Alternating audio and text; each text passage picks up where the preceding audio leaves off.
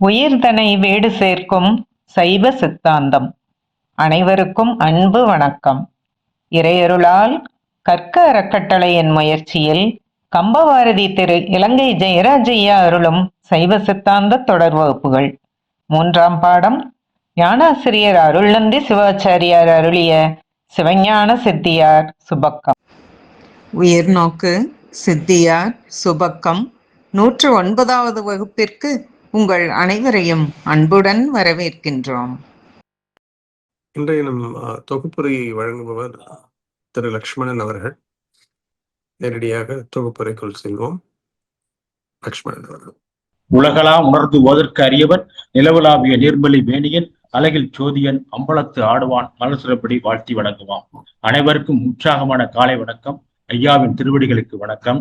சைவ சித்தாந்தம் என்ற தத்துவத்தை உண்மை விளக்கம் திருவருட்பயன் என்ற 2 நூல்கள் மூலம் பெற்ற பிறகு தற்பொழுது சிவஞான சித்தியார் சுபக்கம் என்ற நூலை ஐயாவின் துணையோடு கற்று வருகிறோம். இந்நூலின் ஆசிரியர் அருணந்தி தேவநாயனார். இலங்கையைச் சேர்ந்த நீதியரசர் திருவிளங்க தேசிகர் உரை எழுதியிருக்கிறார். பாயிரவியலில் விநாயக வணக்கம், பரசிவ வணக்கம், நூலின் வழி முதலிய பொருளும் கேட்போரும் பயனும் மற்றும் அவையடக்கம் கூறியிருக்கிறார். பதி, பசு, பாசம் 3 உள்பொருள்கள் என்பது சைவ சித்தாந்தத்தின் அடிப்படை கருத்தாகும். 3 உள்பொருள்களும் சூக்கும வடிவமானவை. அளவை இயல் மூலம் அறிய முடியும் என்கிறார் ஆசிரியர். அளவை இயலை நாம் ஐயாவின் துணை கொண்டு பின்பு கற்போம். முதல் சூத்திரத்தில் பதி உண்மை, பதி இலக்கணம் கூறப்பட்டது. பாடல் 22 முதல் 57 வரை பதி உண்மை பற்றி கூறியிருக்கிறார். பிரபஞ்சத்தை தோற்றுவிக்க பதி ஒருவன் வேண்டும். பதி தோற்றி ஒடுக்கும் முறைமையை கூறுகிறார். பிறகு பதி இலக்கணம் கூறப்பட்டுள்ளது. பாடல் 58 முதல் 90 வரை பதி இலக்கணம் விவரிக்கப்படுகிறது. பிரபஞ்சமாகிய காரியத்திற்கு வேண்டப்படும் 3 காரணங்கள். மாயை முதற் காரணம், சிவசக்தி துணை காரணம், சிவபெருமான் நிமித்த காரணம். பரமசிவனது அருளாலே சுத்த மாயையிலிருந்து சூக்கும வாக்கு முதலிய சுத்த பிரபஞ்சமும், அசுத்த மாயிலிருந்து சுத்த பிரபஞ்சமும், பிரகிருதி மாயிலிருந்து குணதத்துவம் முதலிய அசுத்த பிரபஞ்சமும் தோன்றும் என்று விளக்குகிறார். பதி இலக்கணத்தில் மேலும் அருவம், உருவம், உருவம் என்று 3 வடிவங்களும் முதல்வனுக்கு தடத்த வடிவங்களாகும் என்று கூறுகிறார். முதல்வன் உருவில் கொள்ளுதல் உயிர்களுக்கு அனுகிரகம் செய்யும் பொருட்டாம்.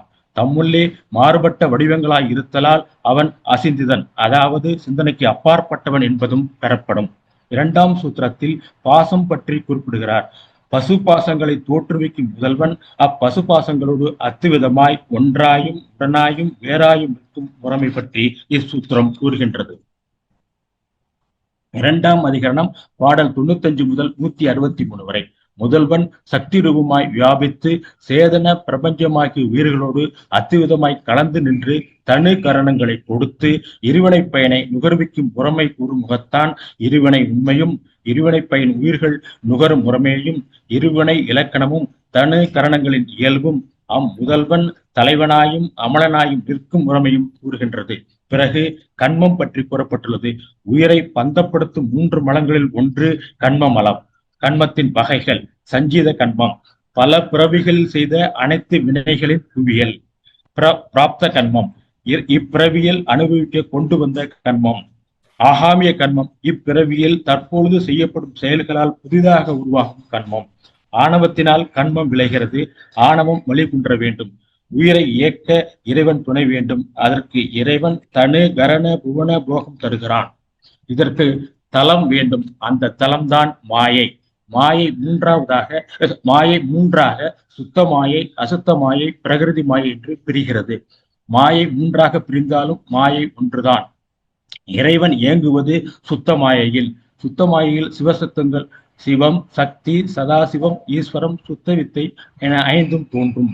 அசுத்த மாயையில் வித்யா தத்துவங்கள் தோன்றும். வித்யா தத்துவம் என்பது சைவ சித்தாந்தத்தில் கூறப்படும் 7 தத்துவங்களாகும். அவற்றை விரிவாக பார்ப்போம். காலம், உயிர் தனது வினைப்பயன்களை அனுபவத்திற்கான நேர வரம்பை ஏற்படுத்துகிறது. நியதி, உயிர் செய்த வினைகளின் பயனை யார் செய்தாரோ அவரே அனுபவிக்க வேண்டும் என்ற தவறாத ஒழுங்கை ஏற்படுவது நியதி தத்துவம். கலை, செயலாற்றலை வரையறுத்து அளிக்கிறது. வித்தை, அறிவாற்றலை வரையறுத்து அளிக்கிறது. அராகம், விருப்பம் அல்லது பற்றை உண்டாக்குகிறது. மாயை, குயவன் மண்ணை கொண்டு பானை செய்வது போல் சிவன் மாயையை அடிப்படையாக கொண்டு உலகத்தை வெளிப்படுத்துகிறார். குருடன் உலக இன்ப துன்பங்களை அனுபவிக்க தயாரான நிலையில் உள்ள உயிர் அல்லது ஆன்மா.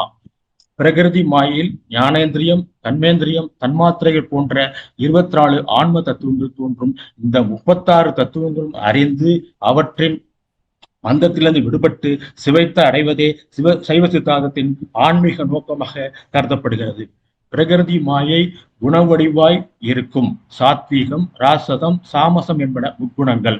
குணதத்துவத்திலிருந்து புத்தி தத்துவம் தோன்றி பிறகு அகங்காரம் தோன்றுகிறது. அகங்காரம் 3 வகைப்படும். பூதாதி, வைகாரி, தைசத அகங்காரமாம். பூதாதி தாமச அகங்காரத்தையும், வைகாரி ராட்சச அகங்காரத்தையும், தைசதம் சாத்வீக அகங்காரத்தையும் குறிக்கிறது. சாத்வீகம் உயர்குணம், ஞானேந்திரியங்கள் தோன்றும். ராட்சச அகங்காரத்திலிருந்து செயற்கருவிகள் தோன்றும். சாமச அகங்காரத்திலிருந்து தன்மாத்திரைகள் அல்லது சூட்சம பூதங்கள் தோன்றும். இதுகாரும் நாம் விரிவாக அறிந்த செய்தியை பின்வருமாறு தொகுத்துக் கூறலாம். உலகுக்கு முதற் காரணம் மாயை. அது சுத்த மாயை, அசுத்த மாயை என 2 பகுதியாய் நிற்கும். அசுத்த மாயிலிருந்து தோன்றும் காரியமே பிரகிருதி மாயை. நாம் வாழும் உலகுக்கும் நமது உடம்புக்கும் நேரே காரணமாக இருப்பது இப்பிரகிருதியே ஆகும். பிரகிருதியிலிருந்து முதலில் அந்த கரணங்களும், பின்னர் ஞானேந்திரியங்களும், கண்மேந்திரியங்களும், அதன் பின்னர் தன்மாத்திரைகளும், அவற்றிலிருந்து 5 பூதங்களும் தோன்றும். பூதங்களின் பரிணாமமே இவ்வுலகம். மனம், புத்தி, அகங்காரம், அந்தக்கரணம் ஆகியவை அந்த கரணங்கள். மனம், புத்தி, அகங்காரம் அந்த கரணங்களாகும். தன்மாத்திரைகள் 5ம் அந்த கரணம் 3 ஆகிய 8 கூடியது புரியட்டக உடம்பாம் என்று பாடல் 154 கூறுகிறார். மனத்தின் வேலை ஆராய்தல், புத்தியின் வேலை முடிவு செய்தல். மனம்தான் 6வது அறிவு. நம்மையும் விலங்கையும் வேறுபடுத்துவது மனம். 6வது அறிவை பயன்படுத்தினால்தான் மக்கள், இல்லாவிடில் மாக்கள்.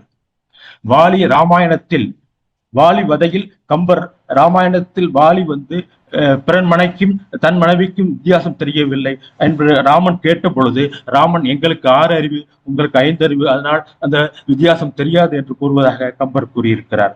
இதையே நகைச்சுவையாக திருக்குறள் முனுசாமி அவர்கள் எவ்வாறு கூறுவார் என்றால், மனிதன் பெரும்பாலும் 5 அறிவுடன் தான் இருக்கிறார்கள்.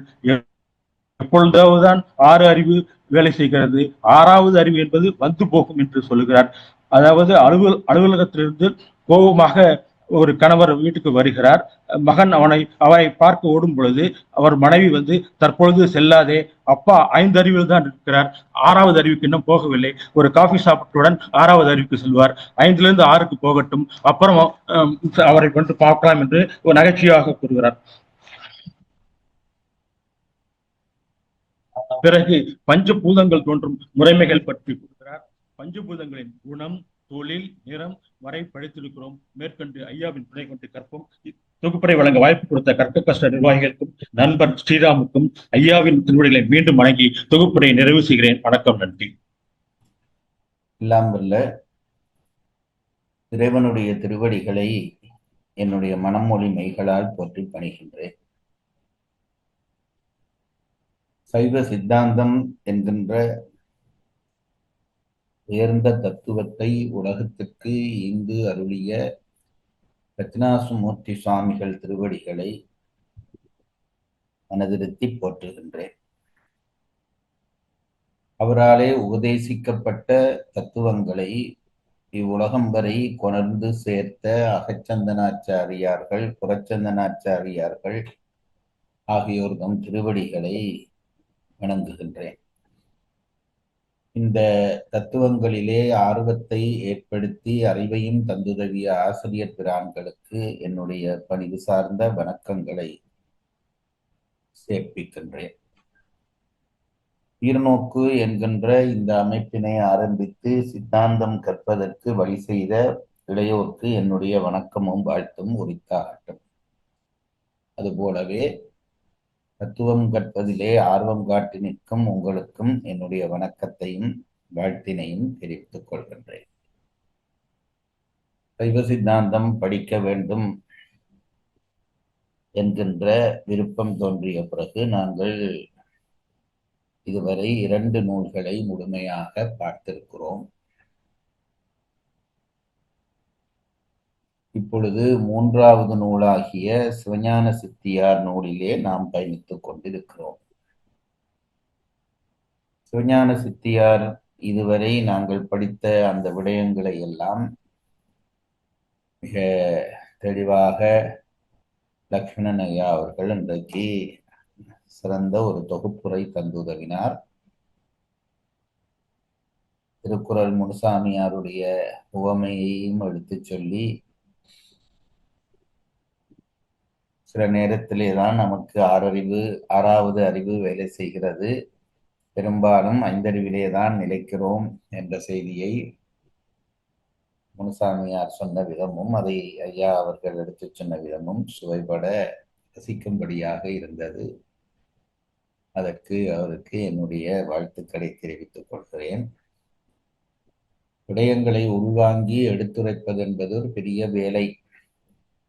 தொகுப்புரை செய்வதிலே சில பேருக்கு தயக்கம் இருக்கலாம், எங்களுக்கு சொல்ல முடியுமா என்ற அச்சம் இருக்கலாம். அது தேவையில்லை என்பதை சொல்வதற்காகத்தான் இதை சொல்லுகிறேன். ஒரு முறை தொகுப்புரை செய்துவிட்டால் நாம் இதுவரை காலமும் படித்த அத்தனையும் மனதிலே அச்சு போல பதிந்துவிடும்.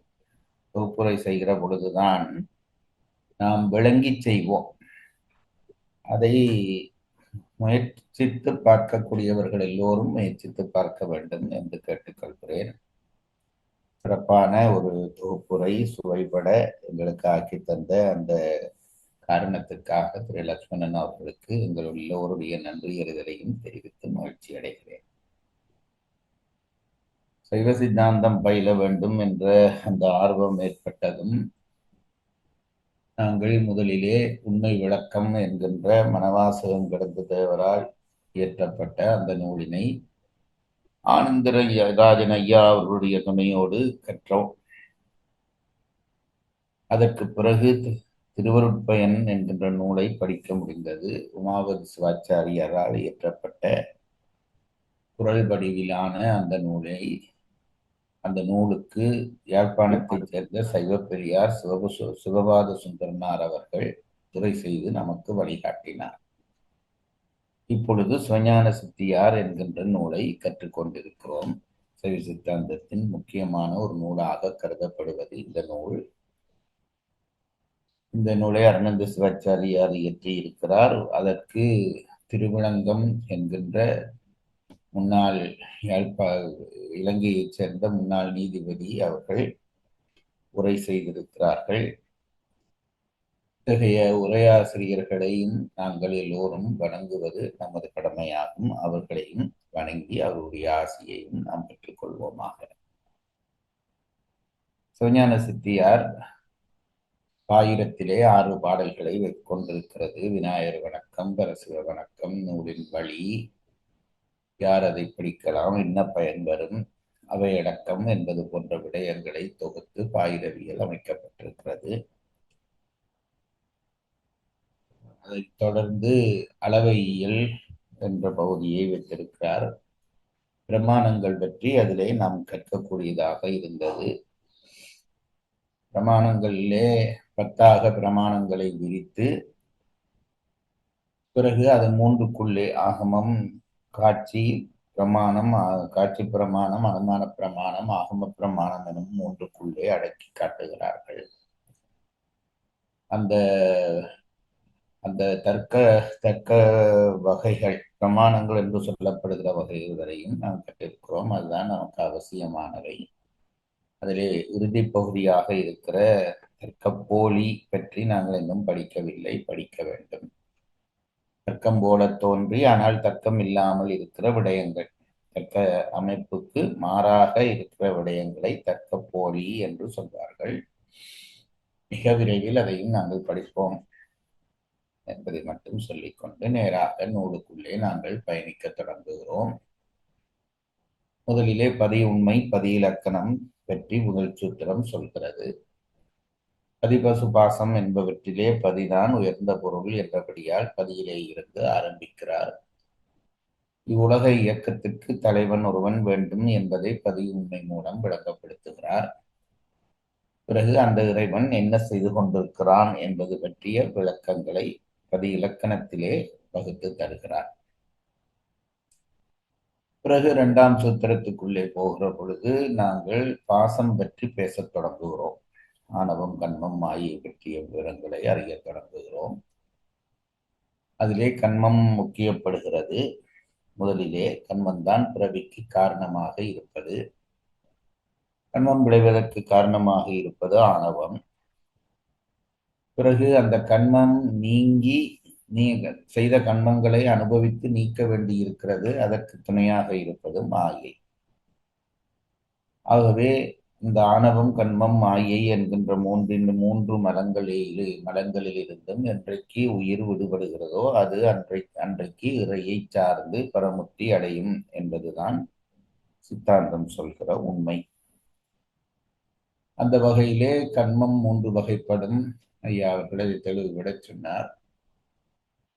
இப்பொழுது நாம் அனுபவித்துக் கொண்டிருக்கிற கண்மம் கொண்டு வருகிற பொழுது அது பிரார்த்தம் என்று பெயர் வருகிறது. நாம் அனுபவித்துக் கொண்டு செயல்படுகிற காலத்திலே அதுவே ஆகாமியம் ஆகிறது. பிறகு அந்த வினைகளிலே அனுபவத்திற்கு வாராத வினைகளினுடைய தொகுப்பு சஞ்சிதம் எனப்படுகிறது. பிறகு அதிலே இருந்து பக்குவப்பட்ட கொஞ்சம் வினைகளை ஒரு பிறவிக்காக கொண்டு வருகிற பொழுது அதற்கு பிராரத்துவம் என்று பெயர். தீர்ப்பதற்காக வந்த இடத்திலே புதிதாக வினைகளையும் நாங்கள் ஈட்டிக் கொள்கிறோம். அத்தகைய வினைகளுக்கு ஆகாமியம் என்று பெயர் என்று பிரித்தோம். இந்த 3 வினைகள் தான் நம்மை திரும்ப திரும்ப சூழ்ந்து கொண்டு இருக்கின்றன. செய்ததை தீர்க்க வந்து பிறகு தீர்க்க வந்த இடத்திலே செய்து இப்படியே ஒரு சுழற்சியாக வினை நம்மை தாக்கிக் கொண்டே இருக்கிறது. வினையின் தாக்கத்தினாலே நாம் செயல்படுகிறோம். நல்வினை தீவினைகளை செய்கின்றோம். அந்த நல்வினை தீவினைகள் பாவம், புண்ணியம் என்று 2 வகையாக ஆகி நம் உயிரிலே பதிந்து கிடந்து அடுத்தடுத்த பிறவிகளிலே இன்ப துன்பமாக வெளிப்படுகிறது. ஆகவே நல்வினை, தீவினை, பாவ, புண்ணியம், இன்ப துன்பம் என்பதுதான் இந்த வினைத்தொகுப்பு கூடாக நாம் பெறுகிற விஷயங்கள். இந்த வினையை நாம் அனுபவித்து தீர்க்க வேண்டும். நம்மாலே செய்யப்படுகிற வினையை நாமே அனுபவித்து தீர்க்க வேண்டும்.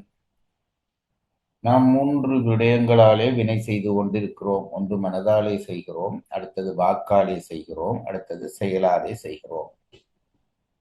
செயல்தான் தனியே வினை என்று நினைக்கக்கூடாது.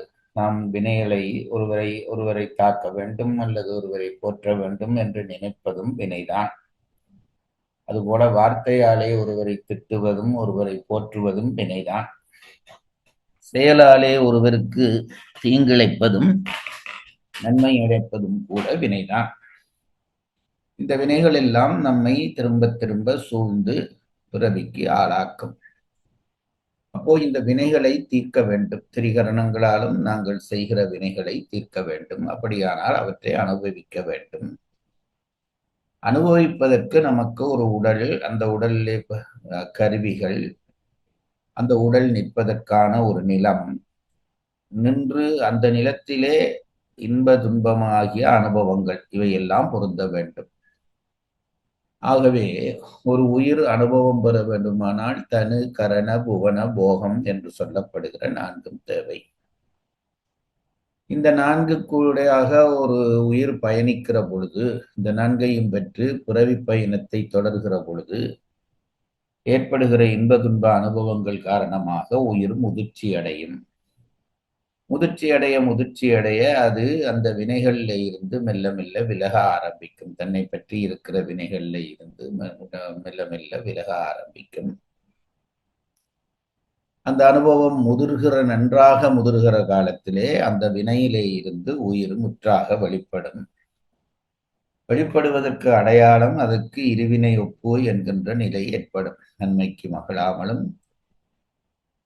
தீமைக்கு கவலைப்படாமலும் இருக்கிற நிலை ஏற்பட்டால் உயிர் நன்றாக முதிர்ச்சி அடைகிறது என்று அர்த்தம்.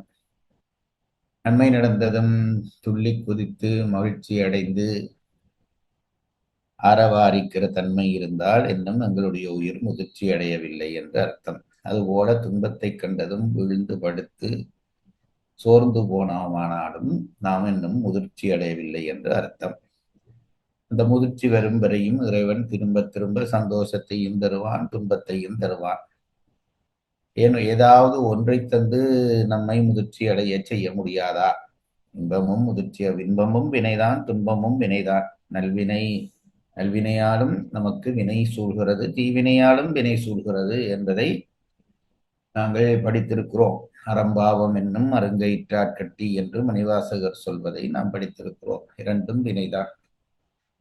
இந்த இரண்டு வினையினுடைய காரணத்தினால்தான் பிறவி எடுக்கிறோம், அனுபவங்கள் வருகிறது.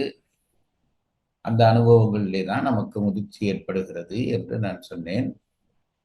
ஒரு அனுபவம் போதாதா? இன்பம் மட்டுமே தந்து கொண்டிருந்தாலும் நாங்கள் முதிர்ந்து விடலாமே என்று நினைத்தால் அது மேலும் மேலும் பற்றினை நமக்கு பிறவியிலே உண்டாக்கும். இன்பம் வர வர இதை விட்டு போக மனம் வராது. ஆகவே துன்பமும் வந்து கொண்டிருந்தால்தான் இந்த பிறவி வேதனைக்குரியது என்ற சலிப்பு நிலை தோன்றும் என்பதனாலே தான் இறைவன் இருவினையையும் தந்து நம்மை பக்குவப்படுத்துகிறான். பக்குவப்படுவதனுடைய அடையாளம் இருவினை ஒப்பு. இருவினை ஒப்பு என்கிற பொழுது நன்மைக்கு சந்தோஷப்படாமலும் தீமைக்கு கவலைப்படாமலும் இருப்பது என்று சொன்னேன். இந்த இருவினை ஒப்பு வந்தவுடனே மலம் பரிவாகமாக தொடங்கும், நம்மை விட்டு நீங்க தொடங்கும்.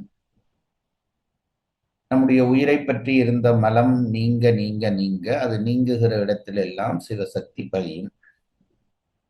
முற்றாக நீங்கிற பொழுது முற்றாக சிவசக்தி நம் உயிரை ஆட்கொள்ளும். அந்த நிலையைத்தான் சத்தினிவாதம் என்கிறோம். இருவினை ஒப்பு, மலபரிவாகம், சத்தினிவாதம் என்கின்ற மூன்றும் நிகழ்ந்து விட்டால் உயிர் இறைவனோடு இரண்டர கலத்துக்கிற வாய்ப்பை பெறும். அப்பொழுது மும்மலங்களும் அகன்று போம். ஆணவ மனம் அகலுமா என்று கேட்டால் அகலாது.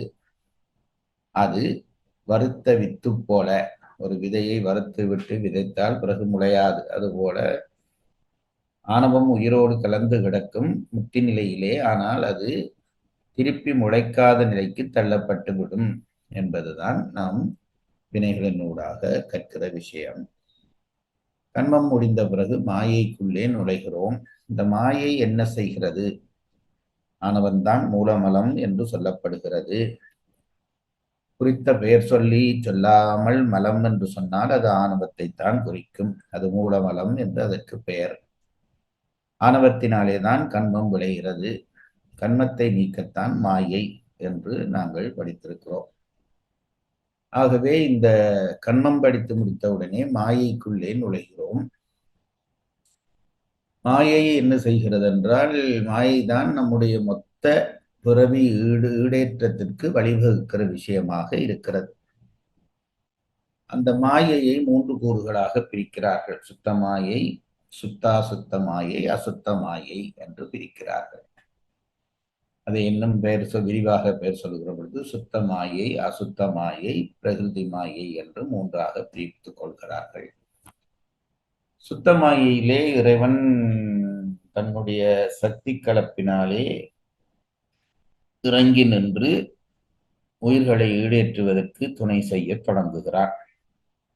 அதிலே 5 தத்துவங்களாக விரிவான். சிவம், சக்தி அல்லது நாதம், பிந்து, ஈஸ்வரம், சதாசிவம், சுத்த வித்தை என்கின்ற 5 தத்துவங்களாக இறைவன் உள்ளே இறங்கி நிற்பான். அசுத்தமாயைக்குள்ளே இறங்கி நிற்பான். அப்படி இறங்கி நின்று ஆணவ பயப்பட்டு பாடானம் போல கிடக்கிற உயிர்களை தயார் செய்ய தொடங்குவான். அப்படி தயார் செய்கிற பொழுது அவை வினைவிட்டு நிற்கின்றன. அந்த வினைக்கு மூலகன்மம் என்று பெயர். மூலகன்மம் பற்றி இன்னும் நிறைய நாங்கள் படிக்க வேண்டி இருக்கிறது. திரு வையாபுரி பிள்ளையை என்று நினைக்கிறேன். அவர்கள் மூலகன்மம் என்றே ஒரு நூல் எழுதியிருக்கிறார். அந்த மூலகன்மத்தின் காரணமாக உயிர் மயங்கி கிடக்கிற சூழ்நிலையிலே அந்த உயிரை இயங்கச் செய்து மாயைக்கு உட்படுத்தி கண்ம அனுபவங்களை பெற வைப்பதற்காக இறைவன் சுத்தமாயிலே 5 தத்துவ ரூபமாக இறங்கி நின்று செயல்படுவான். சப்த அர்த்த பிரபஞ்சங்களை உருவாக்கி அத்துவாக்களூடாக உயிர்களை சக்தி தூண்டுதலாலே துண்டிவித்து அதை இயங்கச் செய்கிறான். அசுத்தமாயிலே உயிரை இயங்கச் செய்கிற வேலை நடைபெறுகிறது. அதிலே முதலிலே அந்த உயிர் அனுபவிப்பதற்கான காலத்தை தீர்மானித்து, அதற்கு பிறகு அந்த காலத்திலே அது அனுபவிக்க வேண்டிய விடயங்களை தீர்மானிக்கப்படுகிறது. அது ரெண்டும் 2 தத்துவங்களாக சொல்லப்படுகின்றன. காலம், நியதி. காலம் என்பது உயிர் அனுபவத்திற்கான நேரத்தை வரையறுப்பது. அதற்கு பிறகு அந்த குறித்த ஒரு பிறவிலே உயிர் அனுபவிப்பதற்கான வினைகளை தொகுத்து கொடுப்பது. இவை ரெண்டும் காலம், நியதி என்று சொல்லப்படுகிறது. காலமும் நியதியும் தீர்மானிக்கப்பட்டாலும் கல்லு போல கிடக்கிற உயிரினாலே இயங்க முடியாது என்றபடியால் சிவசக்தி அந்த உயிரை மெல்ல இயங்கச் செய்வதற்கான தூண்டுதலை கொடுக்கும். அதை மயங்கி கிடக்கிற அதை மெல்ல கலைத்து அந்த மயக்கத்தை மெல்ல கலைத்து விடும். அதற்கு கலை தத்துவம் என்று பெயர். கலைக்கப்பட்ட உடனே செயல் தோன்றுகிறது. செயல் தோன்றின உடனே அறிவு தோன்றுகிறது. அந்த அறிவு தோன்றுகிற பகுதிக்கு வித்தியை என்று பெயர். அந்த அறிவு தோன்றின உடனே விருப்பங்கள் தோன்றத் தொடங்குகின்றன. அதற்கு இச்சை என்று பெயர். எந்த ஒரு உயிர் பொருள் ஆனாலும் அதற்கு இச்சை, கிரியை, ஞானம் என்கின்ற மூன்றும் இருக்க வேண்டும் என்று நான் சொல்லியிருக்கிறேன். ஆன்மா இயல்பான அறிவுத்தன்மை கொண்டது என்றபடியால் அதற்கு இச்சை, கிரியை, ஞானங்கள் அதற்குள்ளே அடங்கி கிடந்தவை இந்த அசுத்தமாயா தத்துவத்திலே மீட்டெடுக்கப்படுகின்றன. ஆகவே காலம், நியதி, கலை, வித்தை, அராகம் என்ற இவ்வளவத்தையும் சேர்த்தவுடனே வடிவற்ற உயிருக்கு ஒரு கற்பனையான ஒரு வடிவ நிலை தோன்றுகிறது. அந்த வடிவ நிலையை புருட தத்துவம் என்று சொல்கிறார்கள். ஆகவே மாயை, காலம், நியதி, கலை, வித்தை, அராகம் என்கின்ற இந்த 7ம் சேர்ந்து வித்யா தத்துவங்கள் என்று சொல்லப்படுகின்றன. இந்த 7க்குள்ளே இருப்பதாகிய காலம், நியதி, கலை, வித்தை, அராகம் என்ற அந்த 5ஐயும் பஞ்சகஞ்சுகங்கள் வடிவு கொடுப்பதனாலே பஞ்சகஞ்சுகங்கள் என்று சொல்லுகிறோம். இப்பொழுது உயிர் அனுபவத்திற்கு தயாராகி விடுகிறது. அனுபவிக்க வேண்டுமானால் நான் முன்பு சொன்னது போல அதற்கு ஒரு உடல், அந்த உடலிலே பூட்டப்பட்ட கருவிகள், செயல் கருவி, அதுபோல அறிவு கருவி என்று கருவிகள். அந்த உடலிலே கருவிகள் பூட்டப்பட்ட பிறகு அந்த கருவிகளோடு அந்த உடலை கொண்டு நின்று இயங்குவதற்கு ஒரு இடம் தேவைப்படுகிறது. அந்த இடத்திலே அனுபவங்கள் தேவையாக இருக்கின்றன. இவற்றைத்தான் நாங்கள் தனு, கரண, புவன, போகம் என்று சொல்லுகிறோம். இப்பொழுது உயிர் அந்த பாதையை நோக்கி நகர்கிறது. இயங்குவதற்கு தயார்படுத்தப்பட்ட அந்த புருடனாகிய உயிர் இந்த 4 தனுகரண, புவன, போகங்களை பெறுவதற்காக பிரகிருதி மாயைக்குள்ளே நுழைகிறது. பிரகிருதி மாயைக்கு குணதத்துவம் என்றும் சித்த தத்துவம் என்றும் பெயர்கள் உள்ளன.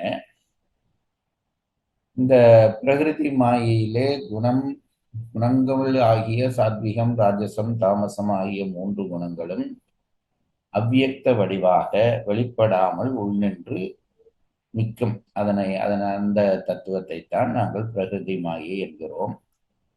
அதனை சித்தம் என்று சொல்லுகிற மரபாளர்களும் இருக்கிறார்கள். இந்த குணதத்துவம் அல்லது பிரகிருதி மாயையிலே இருந்து புத்தி தத்துவம் தோன்றுகிறது. பிறகு அந்த புத்தி தத்துவத்திலே இருந்து அகங்கார தத்துவம். புத்தி என்ற தத்துவம் இருந்தால் போதாது, அது இயங்க வேண்டும். இயங்குவதானால் தொடர்ந்து இயங்க வேண்டும். தூக்கத்திலே கூட புத்தி தத்துவம் இயங்கிக் கொண்டுதான் இருக்க வேண்டும். ஆகவே அதை இயக்குவதற்கு, அப்படி ஓய்வில்லாமல் அந்த புத்தி தத்துவம் இயக்குவதற்கு துணை செய்வது அகங்கார தத்துவம். ஆகவே குணதத்துவம் தோன்றி அதில் இருந்து புத்தி தத்துவம் தோன்றி அடுத்தது அகங்கார தத்துவம் தோன்றுகிறது. இந்த அகங்கார தத்துவம் முக்குணங்களின் சேர்க்கையால் 3ஆக பிரிகிறது. அதிலே சாத்விக அகங்காரம், ராஜச அகங்காரம், தாமச அகங்காரம் என்று இதை 3ஆக பிரிக்கிறார்கள். சாத்விக அகங்காரத்துக்கு தைசத அகங்காரம் என்று பெயர். ராஜச அகங்காரத்துக்கு வைகாரி அகங்காரம் என்று பெயர். தாமச அகங்காரத்துக்கு பூதாதி அகங்காரம் என்று பெயர். இப்படி அகங்காரம் 3 வகையாக பிரிக்கப்படுகின்றன. பிரிக்கப்படுகிற தைசதம், வைகாரி, பூதாதி என்பவை தத்துவங்கள் அல்ல, அகங்கார தத்துவங்களினுடைய பிரிவுகள் என்பதையும் நாம் ஆள பதிவு செய்து கொள்ள வேண்டும். இந்த 3 வகையான பிரிவுகள், அகங்காரத்தினுடைய 3 வகையான பிரிவுகளிலே சாத்வீக அகங்காரம் ஆகிய தைசதத்தில் இருந்து மனமும் மெய்வாய் கண்மூக்கு செவி என்கின்ற 5 அறிவு கருவிகளும் தோன்றுகின்றன. மொத்தம் 6 தத்துவங்கள் தோன்றுகின்றன. இவை ஒவ்வொன்றும் தத்துவங்கள் என உரைக்கப்படுகிறது. பிறகு ராஜச அகங்காரத்திலே இருந்து வாக்கு, பாணி, பாதம், வாயு, உபஸ்தம் என்கின்ற 5 வகையான செயற்கருவிகளும் தோன்றுகின்றன. அதற்கு பிறகு தாமச அகங்காரத்திலே இருந்து மயக்கம் தருவதாகிய தன்மாத்திரைகள் 5ம் தோன்றுகின்றன. பிறகு அந்த தன்மாத்திரையிலே இருந்து பூதங்கள் 5ம் தோன்றுகின்றன. ஆகவே மொத்தமாக பார்த்தால் பூதங்கள் 5, தன்மாத்திரைகள் 5, 10. அதற்கு பிறகு அதற்கு காரணமாகிய தன்மாத்திரைகள் 5, 10. அதற்கு பிறகு ஞானேந்திரியங்கள் 6, கர்மேந்திரியங்கள் 5, 11. 11ம் 10ம் 21. அதிலே இருந்து அகங்காரம், மனம், அகங்காரம், புத்தி, சித்தம் சித்தம் ஆகிய 3மாக சேர்ந்து 24 தத்துவங்கள் பிரகிருதி மாயையிலே இருந்து தோன்றுகின்றன.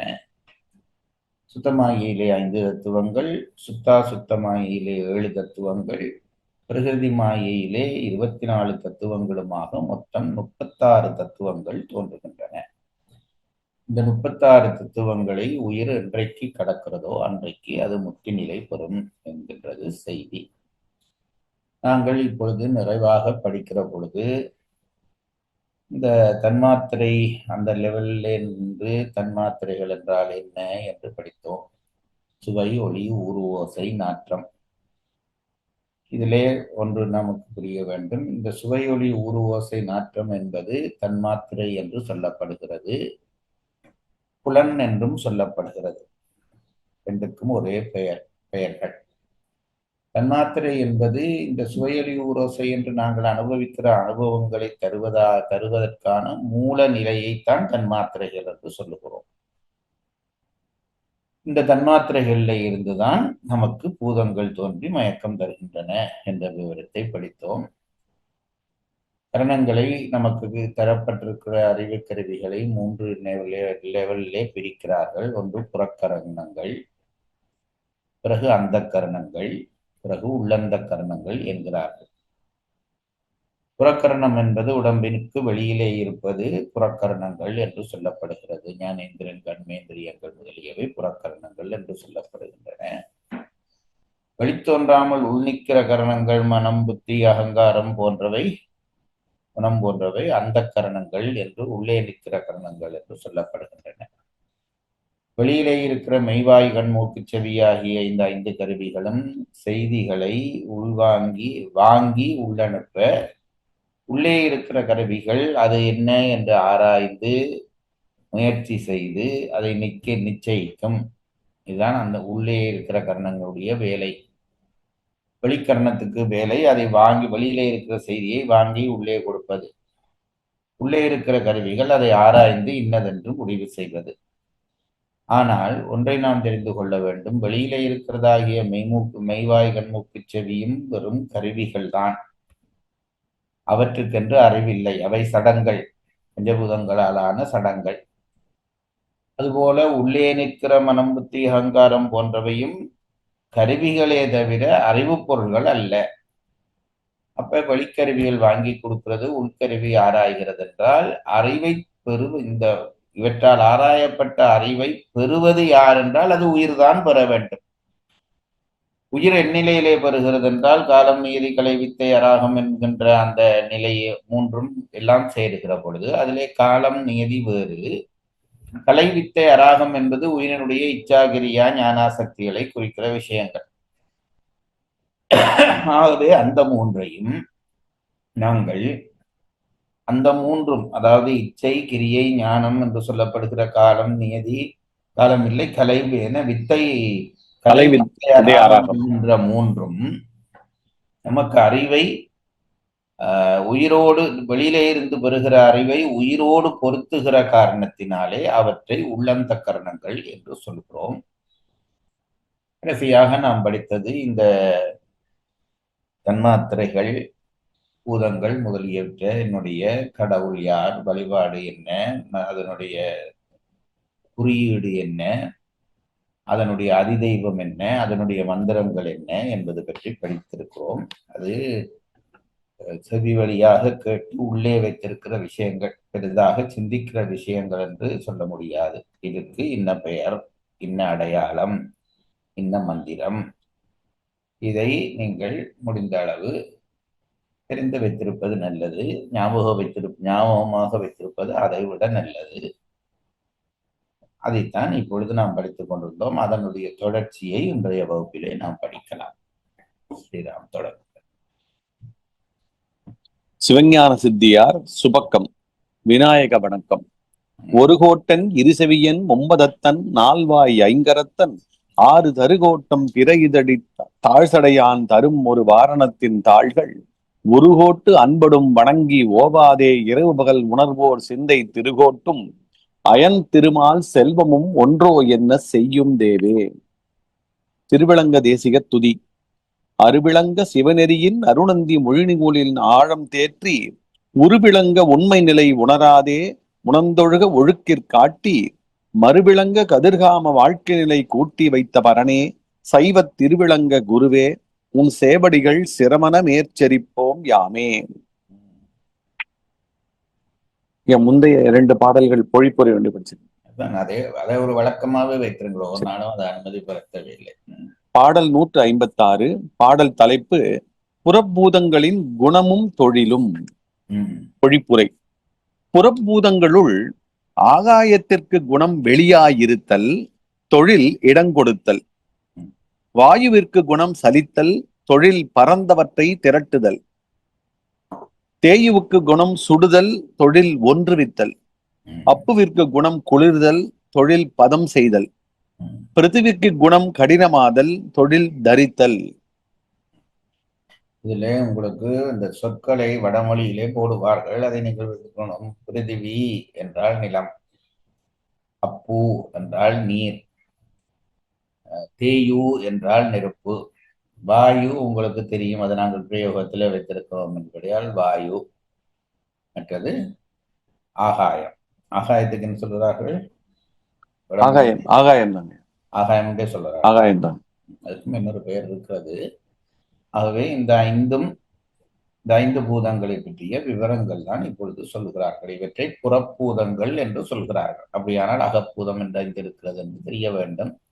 அவற்றைத்தான் தன்மாத்திரைகள் என்று சொல்வார்கள்.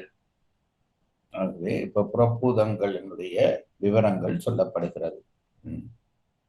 பாடல் 157. பாடல் தலைப்பு புறப்பூதங்களின் வடிவும் நிறமும் பீஜாக்கரங்களும். பொழிப்புரை. பிருத்திவிக்கு வடிவு நாற்கோணம், நிறம் பொன்மை, பீஜாக்கரம் லகாரம். அப்புவிற்கு வடிவு இருகோணம், நிறம் வெண்மை, பீஜாக்கரம் வகாரம். தேயுவிற்கு வடிவு முக்கோணம், நிறம் செம்மை, பீஜாக்கரம் ரகாரம். வாயுவிற்கு வடிவு அருகோணம், நிறம் கருமை, பீஜாக்கரம் யகாரம். ஆகாயத்திற்கு வடிவு வட்டம், நிறம் புகைமை, பீஜாக்கரம் ஹகாரம். அதாவது ஒவ்வொரு பூதங்களுடைய நிறம், அதனுடைய பீஜாக்கரம். பீஜாக்கரம் என்றால் என்ன என்று உங்களுக்கு சொல்லி இருக்கிறேன். அந்தந்த பூதங்களினுடைய அசைவுகளினுடைய மூலம், அதுக்கு ஒரு சப்த வடிவம் உண்டு. ஒவ்வொரு பொருளும் காட்சிப்படுவதற்கு காரணம், அதை எல்லா பொருள்களுடைய அணுக்களும் அசைந்து கொண்டு இருக்கின்றன. அதை மறந்து போகக்கூடாது. இல்லாவிட்டால், அது அசைவில்லாவிட்டால் அந்த பொருள் காட்சிக்கு வராது. அப்படி அசைகிற பொழுது எந்த பொருள் அசைந்தாலும் அதற்கு ஒரு அதிர்வு இருக்கும். அந்த அதிர்வினுடைய தன்மையைத்தான் நாங்கள் அதிர்வினுடைய மூல ஓசை. அதிர்வு இருந்தால் அந்த அதிர்வு, அந்த ஒரு பொருள் அசைந்தால் அதற்கு அதிர்வு இருக்கும். அதிர்வு இருந்தால் அதற்கு ஒரு சப்தம் இருக்கும். இந்த பொருளும் அதிர்ந்தால் அதற்கு சப்தம் இருக்கும். சில சப்தங்கள் பெரிதாக அதிர்ந்து நம்ம ஒரு வெடி வெடிக்கிறது, ஒரு தவில் வாசிக்கிறார் என்றால் அந்த அதிர்வு பெரும் சத்தமாக எம் காதுக்கு வருகிறது. எல்லா சத்தத்தையும் வாங்கக்கூடிய அளவிலே நம்முடைய காதாகிய கருவி இல்லை என்று இன்றைய விஞ்ஞானிகளும் சொல்கிறார்கள். குறிப்பிட்ட அதிர்வுக்கு மேற்பட்டதையும் நாம் கேட்க முடியாது, கீழ்ப்பட்டதையும் நாம் கேட்க முடியாது. அதுக்கு அளவுகள் எல்லாம் சொல்லுவ இத்தனை அது என்னமோ சொல்லுவார்கள். ஹெட்ஸுங்கய்யா. ஆஹ் ஹெட்ஸ் 20 ஹெட்ஸ்ல இருந்து 20 கிலோ ஹெட்ஸ் வரைக்கும். அது வரையும் தான் எங்களுடைய காது உள்வாங்கும். அப்போ அதைவிட அதிர்வுகளும் எல்லாம் நுட்பமான அதிர்வுகளும் இருக்கின்றன. நம் காதுக்கு கேட்காத அதிர்வுகள் எல்லாம் இருக்கின்றன. நம்மை சுற்றி அந்த அதிர்வுகள் ஓடிக்கொண்டே இருக்கின்றன. அதனால்தான் சில நேரங்களிலே எங்களை அறியாமல் எங்கள் மனம் சோர்ந்து போகிறது என்றால் தீய அதிர்வுகள் எங்களை அணுகுகின்றன என்ற அர்த்தம். அதுதான் தீயவர்கள் இருக்கிற இடத்திலே இருந்தால் கூட அந்த தீய அதிர்வுகள் நம்மை தாக்கும் என்று கருதித்தான் ஔவையார் தீயாரை காண்பதுவும் தீதே என்று பாடினார். ஆகவே நல்ல சூழலிலே இருந்தால் நல்ல அதிர்வுகள் நம்மை தாக்கி கொண்டிருக்க மனம் சுத்தமாக இருக்கும். ஆகவே இந்த அதிர்வுகள் எல்லாம் நம் காதுக்கு கேட்க வேண்டும் என்று இல்லை. நம்முடைய காதால் கேட்க முடியாத அதிர்வுகள் பல நம்மை சுற்றி வந்து கொண்டே இருக்கின்றன. அப்படி ஒவ்வொரு பொருளுக்கும் ஒரு அதிர்வு இருக்கும். காட்சிக்கு வருகிறபடியால் அதிர்வு இருக்கிறது. அதிர்வு இருக்கிறபடியால் அந்த அதிர்வுக்கு பின்னாலே ஒரு சப்தம் இருக்கும். அந்த சப்தத்தினுடைய மூல நிலையைத்தான் நாங்கள் பீஜ மந்திரம் என்று சொல்கிறோம். பீஜம் என்றால் விதை. அந்த சப்தத்துக்கு விதையாக இருக்கக்கூடிய அந்த விதையில இருந்துதான் அந்த சப்தம் தொடங்கி, அந்த சப்தத்திலே இருந்துதான் அந்த அதிர்வு தொடங்கி, அந்த அதிர்விலே இருந்துதான் அந்த பொருள் காட்சிப்படுகிறது என்பது நம் பெரியவர்கள் சொல்லுகிற நம்பிக்கை. என்ன பெரியவர்கள் கண்டுபிடித்து வைத்திருக்கிறார்கள் என்றால், ஒரு குறிப்பிட்ட அதிர்வினுடைய வெளிப்பாடு ஒரு பொருளாக தோன்றுகிறது என்றால் அந்த அதிர்வை உண்டாக்கினால் அந்த பொருளை உண்டாக்கலாம் என்று கண்டுபிடித்து அதை பரீட்சித்து செயற்படுத்தி இருக்கிறார்கள். ஆகவே பூதங்களினுடைய பீஜாக்கிரங்கள் என்ன, புறப்பூதங்கள் என்று சொல்லப்படுகிற பூதங்களுக்கு என்ன பீஜாக்கிரம், அதனுடைய மூல சவுண்ட் எங்கே இருக்கிறது. இப்போ அந்த மூல சவுண்ட், இந்த பூதம் இருந்தால் அந்த மூல சவுண்ட் இருக்கும், மூல சவுண்ட் இருந்தால் பூதம் இருக்கும். இதை நாம் புரிந்து கொள்ள முடியும். ஆகவே இந்த இதை தெரிந்து கொண்டு இதை பயிற்சி பண்ணி நல்ல அனுபவமான பயிற்சி பெற்றுவிட்டால் அந்த சத்தத்தை சொல்லி அந்த பூதத்தை நாம் உண்டாக்கலாம் என்று நம்பினார்கள். அதற்கு உடனே இப்ப இன்றைக்கு நாங்கள் 5 எழுத்து படித்து விட்டோம், இதுதான் அதனுடைய பீஜ மந்திரம் என்று நாளைக்கு போய் சொன்ன உடனே அது பயன் செய்யும் என்று எதிர்பார்க்க கூடாது. அதை திரும்ப திரும்ப அந்த குறிப்பிட்ட சத்தத்துக்கு குறிப்பிட்ட அதிதேவதை இருக்கிறது. முதலிலே அந்த அதிதேவதையை பிரார்த்திக்க வேண்டும், அதனுடைய அருள் பெற வேண்டும். பிறகு அந்த மந்திரங்களை சொல்லி சொல்லி உருவேற்ற வேண்டும். அந்த அதிதெய்வத்தினுடைய அனுக்கிரகமும் இந்த உருவேற்றுதலும் நல்ல பூரணப்படுகிற நிலை ஏற்பட்டால் அந்த நிலையிலிருந்து சொல்ல பூதங்கள் உருவாகும், தானாக உருவாகி பயன் செய்யும் என்பதுதான் நம்முடைய நம்பிக்கை. அந்த அடிப்படையை நாம் தெரிந்து கொள்ள வேண்டும். ஆகவே அதற்கான பீஜ மந்திரங்கள் என்ன, அந்த பூதங்களுடைய வடிவங்கள் என்ன, அதிதெய்வங்கள் என்ன என்பது பற்றித்தான் நாங்கள் படிக்கிறோம். பூதங்களிலே தான் நம் உடம்பு ஆக்கப்பட்டிருக்கிறது. ஆகவே நம் உடம்பிலே ஒரு நோய் வைத்தால் அது அந்த பூதங்களினுடைய பலவீனத்தாலே ஏற்படுவது. இதெல்லாம் உள்ளுக்கு போன ரகசியங்கள் போய்கொண்டே இருக்கின்றன. நம்முடைய உடம்பு பஞ்சபூதங்களால் ஆனது. அதிலே ஒரு உறுப்பிலே ஏதாவது ஒரு நோய் வருகிறது என்றால் அதிலே பஞ்சபூத சிதைவு ஏற்பட்டிருக்கிறது என்று அர்த்தம். அந்த பஞ்சபூதத்திலே எந்த பூதம் சிதைவிட்டிருக்கிறது என்று கண்டுபிடிக்க வேண்டும். அதற்குத்தான் நம் தமிழ் வைத்தியத்திலே நாடிகளை வைத்து கண்டுபிடிக்கிறார்கள். இந்த உடம்பு பூமியிலே நிற்கிறது, மேலே ஆகாயம், கீழே பூமி. ஆகவே அவை நாம் தங்குவதற்கான தளங்கள். இதுக்கு இடையிலே தான் எங்களுடைய இயக்கம் இருக்கிறபடியால் அந்த மேல் ஆகாயமாகிய பூதத்தையும் கீழே நிலமாகிய பூதத்தையும் விட்டுவிட்டால் நடுவிலே இருக்கிற பூதங்கள் 3. ஒன்று காற்று, அடுத்தது நீர், அடுத்தது நெருப்பு.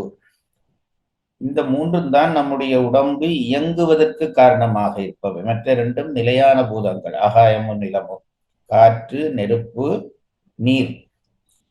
இந்த 3ஐயும் தான் வாத நாடி, பித்த நாடி, சிலேற்ப நாடி என்று பிரிக்கிறார்கள். வாதம் என்பது காற்று, சிலேப்பம் என்பது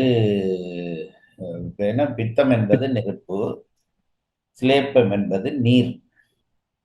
இந்த மூன்றையும் உடம்புக்குள்ளே இறைவன் சமப்படுத்தி வைத்திருக்கிறான். இது பற்றி விவரம் நாங்கள் திருக்குறளிலே மருந்து படிக்கிற பொழுது இன்னும் தெளிவாக படிக்கலாம். அந்த மூன்றும் நம் உடம்புக்குள்ளே ஓடித் திரிகின்றன. அதைத்தான் வாத நாடி, பித்த நாடி, சிலேப்ப நாடி என்று அந்த 3 நாடியை வைத்து காற்று எவ்வளத்திலே நிற்கிறது, நீர் எவ்வளத்திலே நிற்கிறது, நெருப்பு எவ்வளத்திலே நிற்கிறது என்று கண்டுபிடித்து விட்டால் ஒரு நோய் வந்தவுடன் இந்த சமநிலை மாறும். இறைவன் மூன்றையும் சமப்படுத்தி வைத்திருக்கிறான் உடம்புக்குள்ளே. நீர், நெருப்பு, காற்று. அதுவே ஒரு பெரிய வித்தை. நீரையும் நெருப்பையும் சமப்படுத்த முடியுமா? நீர் வந்த உடனே நெருப்பு நொந்துவோம். நெருப்பு கடுமையானால் நீர் இல்லாமல் போய்விடும். இப்படி ஒன்றுக்கொன்று மாறுபட்ட விஷயங்களை இறைவன் சமப்படுத்தி ஒரு உடம்புக்குள்ளே தந்து விடுகிறான். நாங்கள் பிறகு எங்களுடைய குணப்படிகளினாலே அந்த சமநிலையை கெடுத்து விடுகிறோம். அந்த சமநிலையை பேணினால் உடம்புக்கு நோய் இல்லை. சமநிலை குழம்புகிற பொழுது நோய் உண்டாகிறது. அந்த நோய்க்கு காரணம் பூதங்களினுடைய சமநிலை கெட்டு போவது. இதையெல்லாம் இவரையன் இந்த நேரத்தில் சொல்லிக் கொண்டிருக்கிறார் என்று நீங்கள் நினைப்பீர்கள். தொடர்பு இருக்கிற வழியால் தான் சொல்லுகிறேன். அப்படி பூத சமநிலை கெடுகிற பொழுது உடம்பிலே நோய் வந்தால் எந்த பூதம் கெட்டுவிட்டது என்று தெரிந்து கொண்டு அந்த பூதத்தை சமன் செய்வதற்கு வைத்தியர்கள் மருந்து முதலியவற்றை தருவார்கள். அது ஒரு பக்கம். இன்னொரு பக்கம், அந்த குறிப்பிட்ட பூதத்தினுடைய பீஜ மந்திரமும் தெரிந்து அதிதேவதையும் தெரிந்தால் என்ன காரணத்தினால், இப்ப எனக்கு வாயுவினாலே ஒரு நோய் வருகிறது என்று தெரிந்தால் அதற்கான அதிதெய்வத்தையும் வணங்கி அந்த மந்திரத்தையும் சொல்லிக் கொண்டிருக்க அந்த நோய் நீங்கும். அதற்கான முயற்சிகள் எல்லாம் செய்யப்பட்டிருக்கின்றன. இன்றைக்கு நாம் கைவிட்டு விட்டோம். ஆகவே மந்திரம் சொல்லியும் நோய் மாற்றலாம். பழைய காலத்திலே இந்த மந்திரிப்பார்கள். நோயில் வந்தால் போய் ஆலயங்களிலே மந்திரிக்கிற வழக்கம் ஒன்று இருந்தது. அது பிறகு பயனற்று கைவிட்டு விட்டோம். அந்தந்த பூதங்களினுடைய பீஜ மந்திரத்தை சொல்லி யாராவது சித்தி பெற்ற ஒருவர் சொல்ல வேண்டும். அதிலே அனுபவம் பெற்ற ஒருவர் சொல்லி அந்த அதிதேவையை வணங்கினால் மந்திரத்தாலும் மாங்காய் விழுத்தலாம். ஒரு பழமொழி நாங்கள் சொல்லிக் கொண்டிருக்கோம், மந்திரத்தால் மாங்காய் விழுமா என்று சொல்வது உலகியலாக நடக்காதே தவிர மற்றும்படி அது நடக்கக்கூடிய செயல் என்பதுதான் எங்களுடைய நம்பிக்கை. அதற்காகத்தான் இந்த பூதங்களுடைய தெய்வங்கள் என்ன, அச்சரங்கள் என்ன, அதனுடைய பீஜ மந்திரம் என்ன என்ற விவரங்களை எல்லாம் இந்த இடத்திலே வைத்து நமக்கு சொல்லித் தருகிறார்கள். உங்களிலும் யாராவது ஒரு ஆற்றலாளர் இருந்தால் மேற்சொன்ன வித்தைகளை பயன்படுத்தி பல சாதனைகளை உலகத்திற்கு செய்து காட்ட முடியும். அதனாலே நீங்களும் பெருமைப்பட்டு உலகமும் பயன்பட்டு சைவ சித்தாந்தமும் உயர்வடையும் என்பதை உணர்த்துவதற்காகத்தான் இவற்றை எல்லாம் சொன்னேன். மேலே போங்கள். இனி புதிய பாடல். பாடல் 158. பாடல் தலைப்பு புறப்பூதங்களின் குறியும் அதிதெய்வமும். குறிகள் வச்சிரத்தினோடு கோகனதம் சுவத்தி அறுபுள்ளி அமுதபிந்து. அதிதெய்வம் அயன்மாலாதி செறிபுகழ் ஈசனோடு சதாசிவம். பூத தெய்வம் நெறிதரு கலை 5ற்கும் நிகழ்த்துவர் இந்த நீர்மை. பூதங்களினுடைய என்னென்ன சொல்கிறாரு? அதிதெய்வத்தையும் குறியும் அதிதெய்வம். குறியீடு. இப்ப ஒரு பொருளை குறிப்பதற்கு ஒரு அடையாளம் போட்டு விட்டா குறிக்கிறோம். அது உங்களுக்கு தெரியும். குறியீடாலே சில செய்திகளை உணர்த்தலாம். இப்பொழுது இந்த ஃபேஸ்புக், யூடியூப் எல்லாம் வந்த உடனே ஒரு செய்தியை நாங்கள் போட்டால் இப்படி ஒரு பெரியவர்களை போடுகிறார்கள். அது என்ன என்றால் அதான் குறி. அதை நான் வாசித்து விட்டேன், நன்றாக இருக்கிறது, பிடிக்கவில்லை என்றால் இப்படி போடுகிறார்கள். குறிகள் எப்பொழுதும் எக்காலத்திலும் பயன்படுத்தப்படுகின்றன அறிவுலகத்திலே. அதுபோலத்தான் இந்த இந்த இந்த பூதங்களுக்கான குறியீடுகள் இப்போ சொல்ல என்ன குறியை காட்டினால் அந்த பூதத்தை அதுதான் நாங்கள் இந்த என்ன முத்திரைகள் என்று சொல்வது. அதுதான் சில முத்திரைகளை காட்டி அந்த குறிகளை நாம் சரி பண்ண முடியும். அதுக்காகத்தான் இந்த இந்த குறியீடுகளை பழகுவது. இப்ப இன்ன பூதத்துக்கு நீங்கள் ஒரு முத்திரை காட்ட வேண்டுமானால் அந்த குறியீடு வரும்படியாக காட்ட வேண்டி இருக்கும். அந்த குறியீடுகள் என்னென்ன பூதத்துக்கு இன்ன குறியீடு என்று சொல்கிறார். அதிலே சொல்லுங்கள் ஒவ்வொன்றாக. வச்சிரத்தினோடு கோகனதம் சுவத்தி அறுபுள்ளி அமுதவிந்து. வஜ்ரம் என்பது வஜ்ராயுதத்தினுடைய வடிவம். அது என்னென்று ஒரு தரம் நீங்கள் பாருங்கள், தேடி பாருங்கள். வஜ்ராயுதத்தினுடைய வடிவத்தை முதலாவது குறியாக சொல்கிறார்கள். அடுத்தது கோகனதம், அது தாமரை பூ. அதுக்கு அடுத்தது சுவத்தி. ஸ்வத்தி என்றது உங்களுக்கு தெரியும். இந்த 2 சட்டை சேர்த்து விட்டால் ஆங்கில இடத்துல சட்டை இப்படியும் போட்டு போடுகிறார்களே, அதுதான் சுவத்தி. ஒரு சுற்றுகிற அமைப்பு. அது பெரிய பெரிய விஷயம் என்கிறார்கள். அதை தான் தன்னுடைய குறியீடாக ஹிட்லர் வைத்திருந்தார், மாறி போட்டு விட்டார் அந்த அடையாளம். அதனால்தான் உலகம் இவ்வளவு சேதப்பட்டது என்று பிற்காலத்திலே சொல்லுகிறார்கள். நம்புகிறவர்கள் நம்புவார்கள். ஆனால் இந்த ரகசியங்கள் தெரிந்தவர்கள் அதை நம்பித்தான் ஆக வேண்டும். எப்பவும் சுவஸ்தி போடுற பொழுது வீடுகளிலேயும் இந்த புது வீடு கட்டினால் சில அந்தணர்கள் சுவஸ்தி அடையாளம் போட்டு விட்டு போவார்கள். சரியான முறையிலே போடப்பட வேண்டும். இந்த பக்கம் அது வலஞ்சொலியாக இருக்க வேண்டும். மாறி சுற்றினால் குடும்பங்களுக்கு நஷ்டம் ஏற்படுத்தி விடும். இந்த குறியீட்டைத்தான் சுவஸ்தி என்று சொல்கிறார்கள். அதற்கு அடுத்தது அமிர்த விந்து, அமிர்த துளி, அறுபுள்ளி. காற்று சுற்றி கொண்டே இருக்கிறபடியால் அறுபுள்ளி. ஆகாயத்துக்கு அமுதவிந்து. இந்த அமுதவிந்து வஜ்ராயுதம் போன்றவற்றுக்கான அடையாளங்களை சரியாக நாங்கள் ஒரு தரம் பார்க்க வேண்டும். அதை எங்களுடைய AI குருவிடம் கேட்டு பார்த்து கொள்ளுங்கள். இப்பொழுது இந்த 5 தான் இந்த புறப்பூதங்களினுடைய குறியீடுகள் என்று இந்த பாடல் சொல்கிறது. குறிகள் வச்சிரத்தினோடு கோகனந்தம் சுவத்தி அறுபுள்ளி அமுதவிந்து அதிதெய்வம் iron Malathi செறிபுகழ் ஈசனோடு Sadasivam. Iron mall ஈசன் ஈசனோடு சதாசிவம். திருப்பி சொல்லுங்க. அயன் என்ன 5 தெய்வம் வர வேணும். எது அயன் மாலாதியில ஒருத்திரன் கொண்டு வந்துடாதீங்க. அயன் மால் ஒருத்திரன், செறிபுகழ் ஈசன், அப்புறம் சதாசிவம். 5 அயன் மால் ஒருத்திரன் ஈசன் சதாசிவம் ஆகிய இந்த 5 தான் இந்த 5 பூதங்களினுடைய அதிதேவதை என்று விளங்கப்படுது. என்னென்ன நீங்கள் நிரல் நிறையாக பார்க்க வேண்டும். எதுக்கு என்ன அடையாளம், என்ன இது. அடுத்த அட்டவணையாக அதை தந்திருக்கிறார்கள். அந்த புஸ்தகம் இல்லாதவர்களுக்கு அந்த அட்டவணையை ஒரு தரம் நீங்கள் உயிர் நோக்குக்காரர் அதை பிரதி பண்ணி உங்களுடைய எல்லாரும் பார்க்கக்கூடிய ஒரு வகையிலே அந்த அட்டவணையை போட்டீர்களானால் அதை பார்த்துக் கொள்ளலாம். பூத தெய்வம் நெறிதரு கலை 5ற்கும் நிகழ்த்துவர் இந்த நீர்மை. பொருளுரை. குறிகள் வச்சிரத்தினோடு கோகனதம் சுவத்தி அறுபுள்ளி அமுதவிந்து. இப்பூதங்களுக்கு அடையாளங்கள் முறையே வச்சிரமும் தாமரைப்பூவும் ஸ்வஸ்திகமும் அறுபுள்ளியும் அமுதவிந்துமாம். நினைப்பு வைப்பதற்கு சில சுகமான வழி இருக்கிறது. எதுக்கு எது என்று. வஜ்ரம் என்றால் நாங்கள் உறுதியானது என்று அர்த்தம் கொள்கிறோம் அல்லவா. இந்திரனுடைய ஆயுதத்துக்கு பேர் வஜ்ராயுதம் என்று பெயர். வஜ்ராயுதம் என்றால் உறுதி. அது பெரிய அசுரர்களை எல்லாம் அழிக்கிற ஆயுதம். அவ்வளவு வலிமை பெற்ற ஆயுதம். பஞ்சபூதங்களிலே வலிமை பெற்றது நிலம் என்று எங்களுக்கு தெரியும்.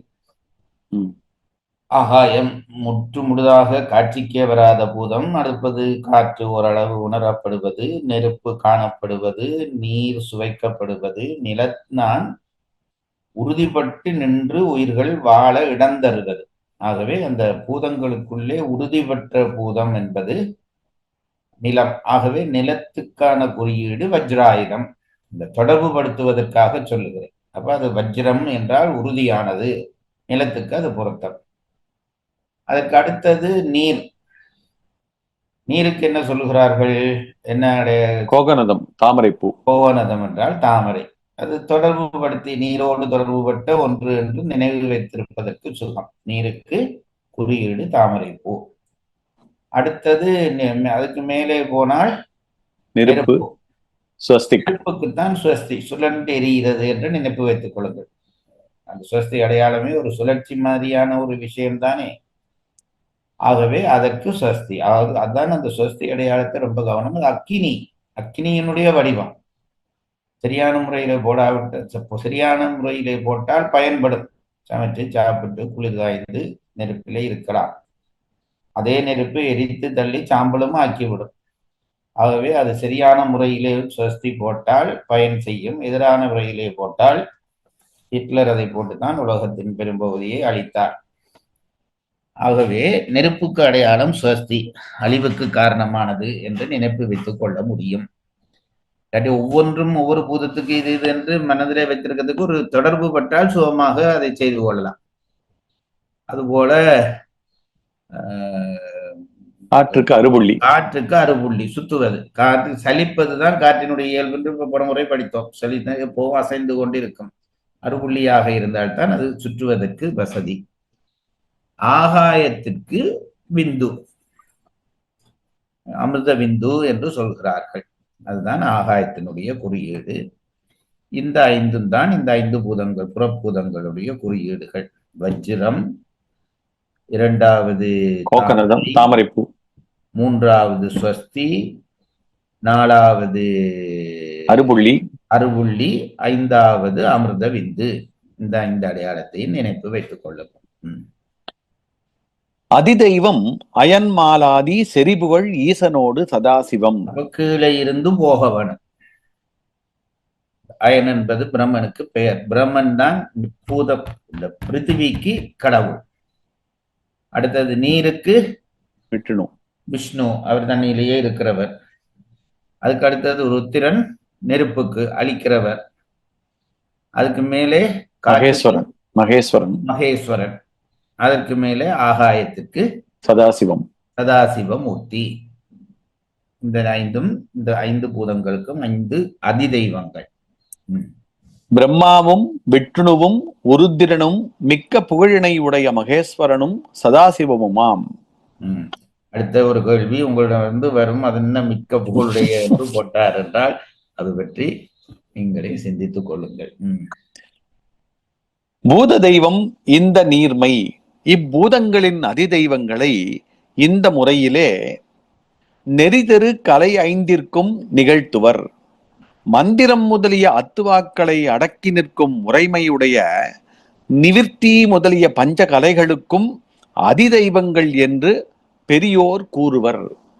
இந்த பஞ்சபூதங்களினுடைய அதிதெய்வங்கள் 5 இப்ப சொன்னோம். பிரம்மன், விஷ்ணு, ருத்திரன், ஈஸ்வரன், சதாசிவன், 5 அதிதெய்வங்கள். இந்த 5 பூதங்களினுடைய அதிதெய்வங்களாகிய 5 தெய்வங்களையும் நாங்கள் மேலே படிக்கிற பொழுது தத்துவாக்கள் 6 என்று படித்தோம். என்னென்ன?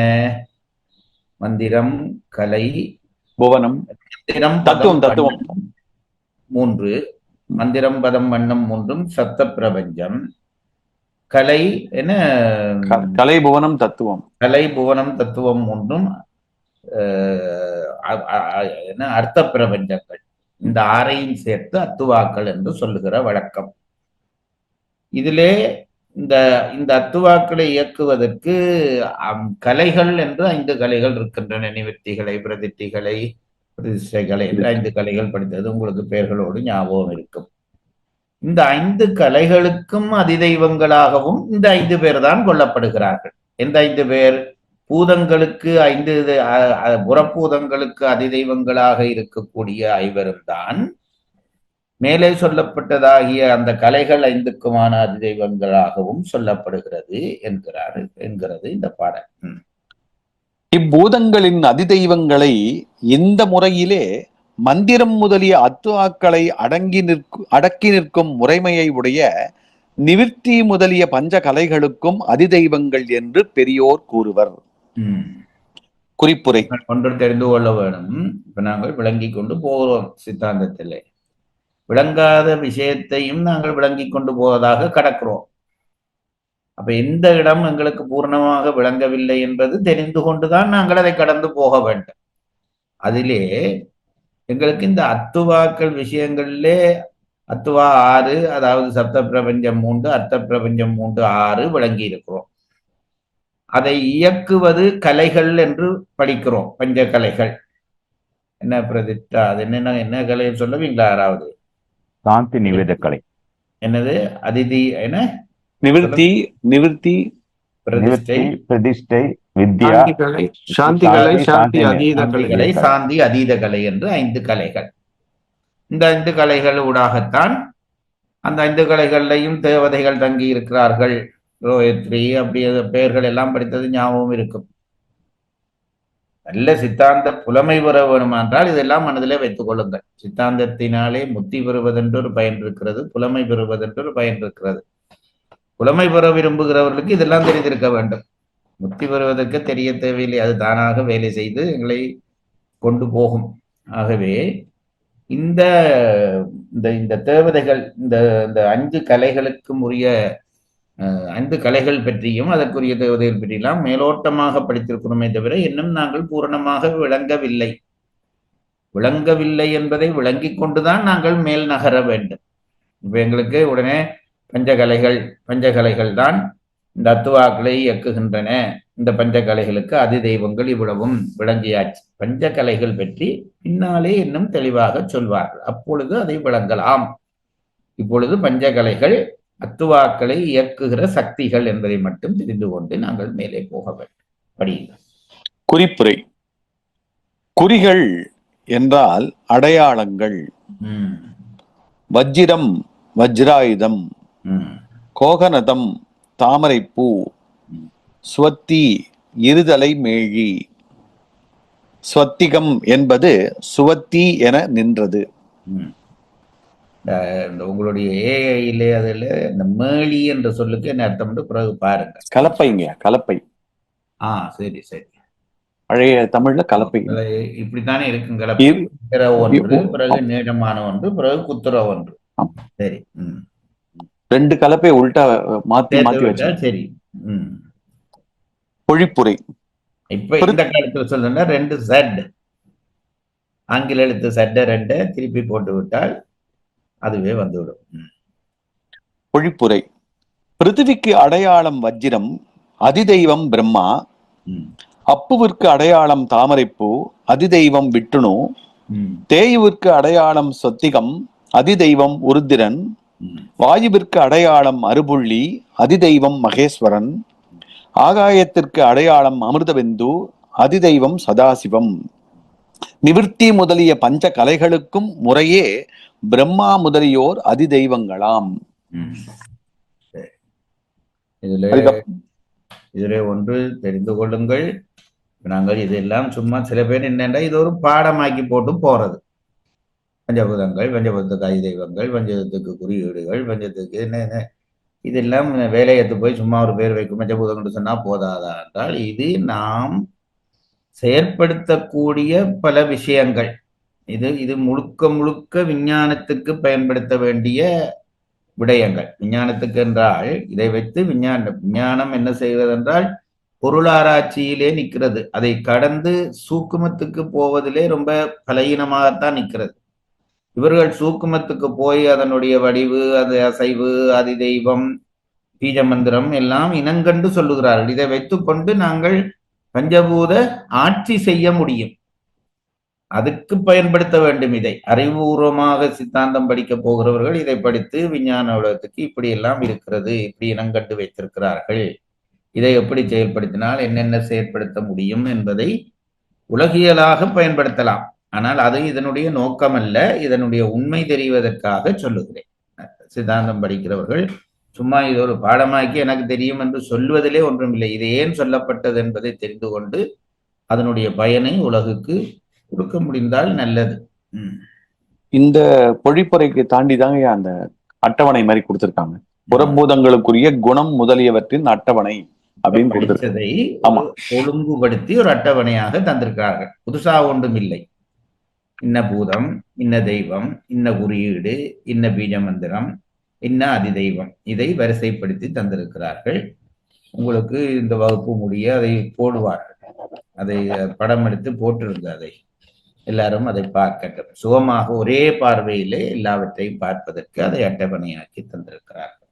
இதுலயே அந்த இது நிவர்த்தி முதலிய 5 கலைகளையும் ஆட் பண்ணிடலாம் இல்லையா இந்த அட்டவணையிலேயே? நீங்க சொன்னீங்க இல்ல, சேர்க்கலாமான்னு கேட்கிறேன். சேர்க்காத குழப்பம் வருமா? அதுக்கும் இதுக்கும் தொடர்பு இல்லையே.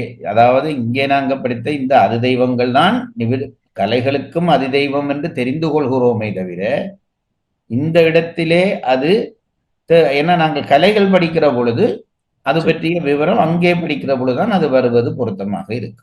சரிங்க, நன்றி. பாடல் 158 மறுவாசிப்பு. பாடல் தலைப்பு புறப்பூதங்களின் குறியும் அதிதெய்வமும். குறிகள் வச்சிரத்தினோடு கோகனதம் சுவத்தி அருபுள்ளி அமுதபிந்து அதிதெய்வம் மயன்மாலாதி செறிபுகழ் ஈசனோடு சதாசிவம் பூத தெய்வம் நெறிதரு கலை ஐந்திற்கும் நிகழ்த்துவது இந்த நீர்மை. பொழிப்புரை. பிருத்திவிக்கு அடையாளம் வஜ்ரம், அதிதெய்வம் பிரம்மா. அப்புவிற்கு அடையாளம் தாமரைப்பூ, அதிதெய்வம் விட்டுணு. தேயுவிற்கு அடையாளம் சொத்திகம், அதிதெய்வம் உருத்திரன். வாயுவிற்கு அடையாளம் மறுபுள்ளி, அதிதெய்வம் மகேஸ்வரன். ஆகாயத்திற்கு அடையாளம் அமிர்தபிந்து, அதிதெய்வம் சதாசிவம். நிவிர்த்தி முதலிய பஞ்ச கலைகளுக்கும் முறையே பிரம்மா முதலியோர் அதிதெய்வங்களாம். இதிலே பஞ்சகலைகளுக்கும் இதே அந்த ஐவருமே அதிதெய்வங்களாக இருக்கிறார்கள் என்பதை தெரிந்து கொள்ளுங்கள். இந்த அளவில் இன்றைய வகுப்பை நிறுத்துவோம். இதிலே நீங்கள் இந்த ஏயிடம் கேட்கிற பொழுது வஜ்ரத்துக்கு என்ன குறியீடு என்பதை ஒரு தரம் தேடி பாருங்கள். அதுபோல அமிர்த விந்துவுக்கும் என்ன குறியீடு போடுகிறார்கள் என்பதை தேடி பாருங்கள். கிடைத்தால் எனக்கும் சொல்லுங்கள். நன்றி. சரி, நன்றி. நன்றிங்க ஐயா. ஐயா வஜ்ரத்துக்கு ஸ்கொயர் ஐயா. என்னையா? வஜ்ரம்னா ஸ்கொயர். சதுரமா? அது சதுரம். அப்ப எது கேட்டீங்க? தாமரை பூனா நிலவு.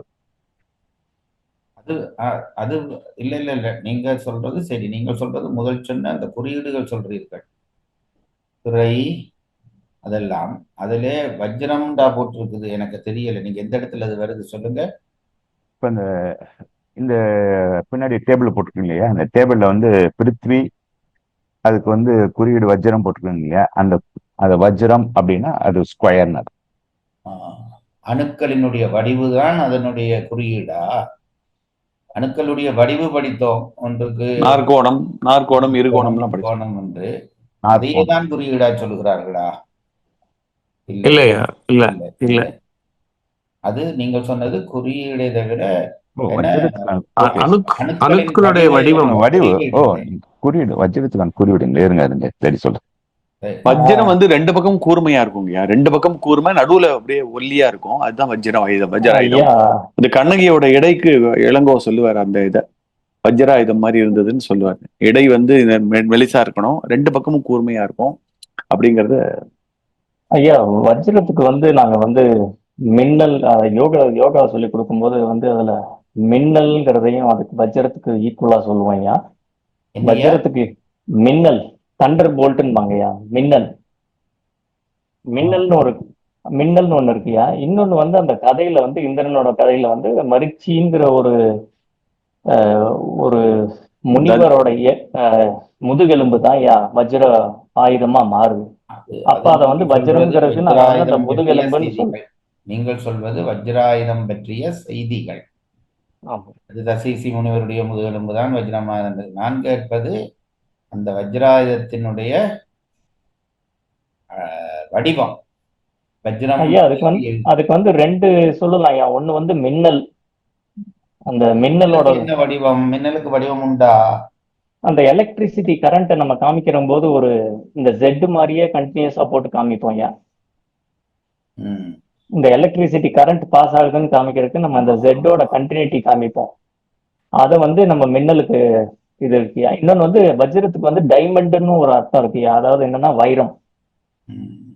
வைரம்னு இன்னொரு அர்த்தமும் இருக்கியா. அது போக வந்து இந்த வஜ்ர ஆயுதம் வந்து ஆக்சுவலா இந்த டிபெட்டியன் புத்திசம்ல அதுக்கு ஒரு ஷேப்பே கொடுத்து அதுக்கு ஒரு ஆயுதமே வச்சிருக்காங்கய்யா. டிபெட்டியன் புத்திசம்ல அதுல வந்து இப்ப வஜ்ர ஆயுதம்னு நம்ம டைப் பண்ணாலே அந்த ஷேப் வந்து கூகுள்ல வந்துடும். அது வந்து டிபெட்டியன் புத்திசம்ல அதை வந்து அவங்க ரெண்டு சைடும் அது ஒரு கத்தியா கூர்மையா இருக்கிற மாதிரி இருக்கும் ஐயா வஜ்ர ஆயுதம். ஸ்ரீராமச்சந்திரம் அதுதான். நீங்க யாராவது அதை அடுத்த முறை எங்களுக்கு போட்டு காட்டுங்க. இப்ப அடுத்த பகுதிக்கு வஜ்ரம் என்பது ஆயுத வடிவம் மூலம் பிரிக்கப்படுகிறது. சூளம் மாதிரி 3 இருக்கு, அவ்வளவுதான். இதுல ஏ போட்டாங்க 3 மாதிரி. ஏ வந்து ஆயுத வடிவம் போட்டிருக்கு. 3 இது இருக்கு ஐயா. சூலம் இருக்கும் இல்லையா, அம்மன் கோயில் எல்லாம் அந்த சூலம் கம்பி இல்லாம வெறும் இதா இருக்கு. அது மேல வந்து உள்ள என்ன, அது வந்து இந்த டிபெட்டியன் புத்திசம்ல 2 சூலமா வச்சிருப்பாங்கய்யா. மேல் பக்கமும் சூலம், கீழ் பக்கமும் சூலம். அந்த மாதிரி இருந்தா அது வந்து வஜ்ராயுதம்னு அவங்க அதை சொல்லுவாங்க. சரி, நாங்கள் இன்னும் கொஞ்சம் இதை பற்றி இன்றைக்கு உடனே இந்த இடத்திலேயே ஆராய்ந்து முடிவு கட்ட வேண்டாம்.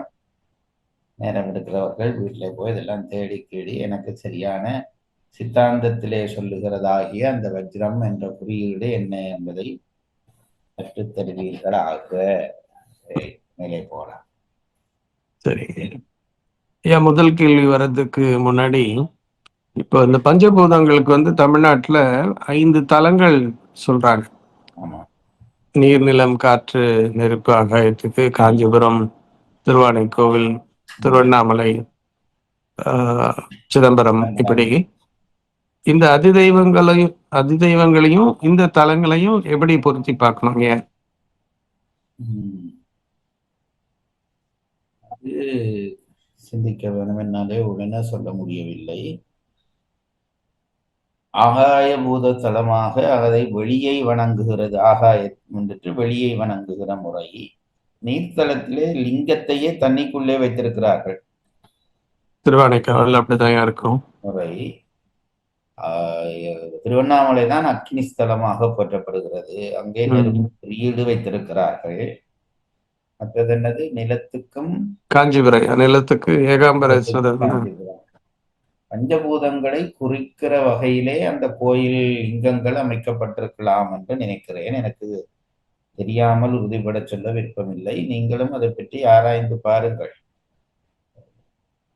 அதையும் கேட்டு பாருங்கள். ஏன் இந்த பஞ்சபூத தலங்கள் என்று சொல்லப்படுகின்றன என்று யாராவது பெரியவர்கள் சொன்னது அதற்றை செய்தி இருந்தால் தரும். அதை பொழுது பெரிய ஒரு வசதி. சில நேரத்திலே பொய்யாகவும் பிழையாகவும் தந்து விட மனுஷ வேலையை குத்தி மிஷினும் செய்து விடுகிறது. 2 தரம் வேறு வேறு இடத்திலே கேட்டு அதை முடிவு செய்யுங்கள். பஞ்சபூத தலங்கள் என்று சொன்னபடியால் கட்டாயமாக பஞ்சபூத தொடர்பு ஏதோ ஒன்றை வைத்திருப்பார்கள். அது என்னவென்று ஆராய வேண்டும். ஹம்சாலயா யோகா ஆகாயபூதமாகிய சிதம்பரத்தை பற்றி சொல்கிற பொழுது ஒன்று சொல்லுகிறார்கள், ஒட்டுமொத்த பிரபஞ்ச வடிவத்தினுடைய மையப்புள்ளியாக இருக்கிறது. எப்பவும் ஒரு வட்டங்குறினமானால் அந்த வட்டத்தினுடைய மையம்தான் அந்த மொத்தத்தினுடைய நடுப்பகுதி.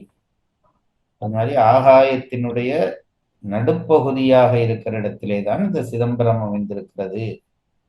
ஆகவே அந்த வகையிலே ஆகாயத்தோடு தொடர்படுத்தணும். அப்படி நீருக்கு நிலத்துக்கு இருக்கிறதா எனக்கு தெரியவில்லை. அதை பற்றி ஆராய்ந்து தான் பார்க்க வேண்டும். நன்றிங்க ஐயா. நண்பர்கள் இவருக்கு கேள்விகள் இருந்தால் வைக்கலாம். ஐயா பேசலாங்களா ஐயா? பேசுங்கள், அவர்கிட்ட உங்க பேருங்க ஐயா? ஐயா என்னுடைய பேர் கோகுல கிருஷ்ணன் ஐயா, திருமலைவாயில், சென்னையிலிருந்து பேசுறேங்க ஐயா. பேசுங்க ஐயா. அந்த வஜ்ராயுதத்திற்கு குறியீடு கேட்டிருந்தீங்க ஐயா.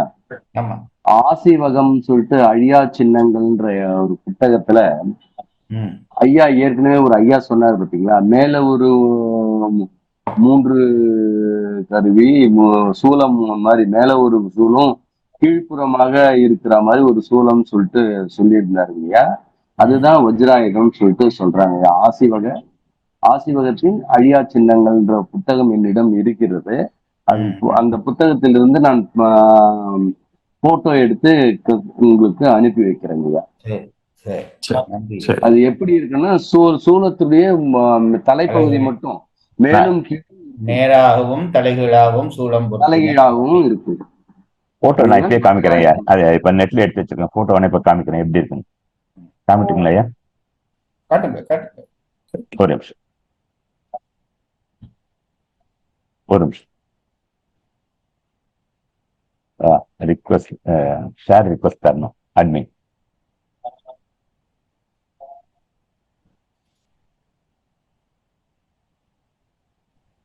ஷேர் பண்ணுங்க ஐயா. ஷேர் பண்ற ரிக்வெஸ்ட் கொடுங்களேன். கொடுத்துட்டீங்களா?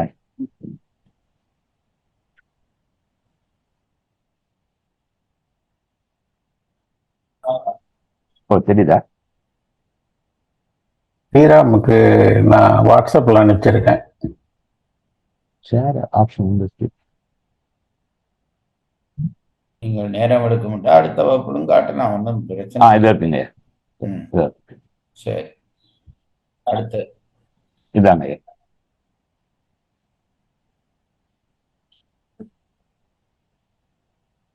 தெரியுதுங்க ஐயா. இதுதான். சரி சரி. ஆனால் ஆசீவக மரபுல வந்து இந்த மாதிரி கிடையாதுங்க. Anatomy of Anatomy of Vajran. Vajran.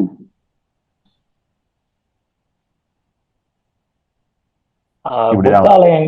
புத்தாலயங்கள்ல எல்லாம் இந்த மாதிரி இதை இன்னும் இன்னும் சுருக்கித்தான் மேலொரு சுலாயுதம் கீழே சுலாயுதம் மாதிரி காட்டியிருக்கிறார்கள். இது வஜ்ராயுதத்தினுடைய முழு வடிவம். சரி இருக்கலாம். சரி சரி. நன்றி நன்றி.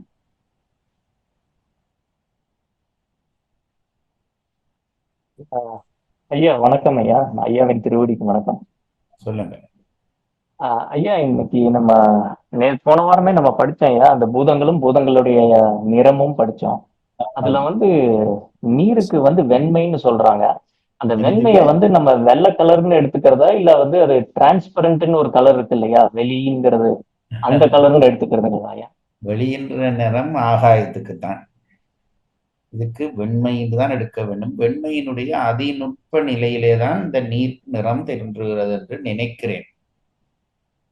சரியா. ஏன்னா நம்மளுக்கு வந்து இந்த ஆகாயத்துக்கு வந்து தூமம்னு கலர் கொடுத்துருக்காங்க, கிரே கலர் கொடுத்துருக்காங்க ஐயா. நீருக்கு வந்து வெளிங்கும் போது வெண்மைங்கிறது வந்து வெள்ளைங்கிற கலர் வரும். ஆனா வெளிங்கிறது வந்து வெண்மைக்கு வந்து இன்னொன்று வந்து அந்த பியூர், அதாவது சுத்தம்ங்கிற இன்னொரு அர்த்தமும் இருக்கு. வடிவமாகவும் அதை எடுக்கலாமோ தெரியவில்லை எனக்கு. அதை பற்றி நீங்கள் தான் ஆராயுங்கள். அது வெண்மை என்பதுதான் அதனுடைய அடிப்படை தன்மையான நிறம் என்று சொல்லுகிறார்கள். அதனுடைய விரிவாகத்தான் நாங்கள் ஏதாவது நீர் நிறத்தை கணிக்க வேணும். சரிங்க. எனக்கு டிரான்ஸ்பரண்டா இருக்குமோங்கிற எண்ணம் இருக்குதுயா, அதனாலதான் நான் இந்த கேள்வி கேட்டேன். எனக்கு தெரியுது நீங்க சொல்றது. அதுக்கு வெண்மை என்பதற்கு அந்த குறியீடு வருமோ தெரியவில்லை. நான் யோசித்து பார்க்கிறேன். நீங்களும் யோசித்து விட்டு தெளிவா அதை எப்படி சொல்லலாம்ன்றது எனக்கு யாருக்காவது பதில் வந்தா மட்டும் சொல்லுங்க, அடுத்த முறை சொல்லுங்க ஐயா. அடுத்து வந்து இந்த பீஜ மந்திரம் வந்து லா வா ரா யா ஆன்னு இருக்குயா. அதை வந்து யோகால இந்த தியானம் பண்ணும்போது வந்து எல்லாத்தையுமே வந்து லம் வம் ரம் யம் ஹம்னு சொல்லுவோம் ஐயா. எல்லாத்துலயுமே இம் கூட்டி தான் சொல்லுவோம். சிவாவையுமே வந்து நம்ம சிவம்னு கூட்டி தான் சொல்றோம். அது எதனால நம்ம அந்த இம் அந்த அந்த சத்தம் வந்து எல்லா கூட்டி சொல்றோம்னு தெரிஞ்சுக்கலாங்களா? எனக்கு அதை பத்தி வெறும் தெரியல. சில நேரத்திலே அந்த ஓம் என்ற மந்திரத்திலே வருகிற அந்த ஓசையும் கலக்கிறார்களோ என்னவோ தெரியவில்லை.